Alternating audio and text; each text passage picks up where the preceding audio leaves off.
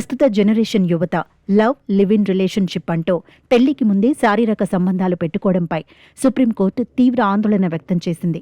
వివాహానికి ముందు అబ్బాయి అమ్మాయి ఒకరికొకరు అపరిచితులేనని, ఎంత గాఢమైన బంధం ఉన్నప్పటికీ శృంగార విషయంలో అప్రమత్తంగా ఉండాలని హెచ్చరించింది.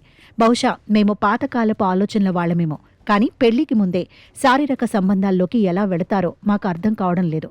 మా రోజుల్లో పరిస్థితులు ఇలా లేవు అని justice BV Nagarathna, justice Ujjal భుయాన్లతో కూడిన ధర్మాసనం వ్యాఖ్యానించింది.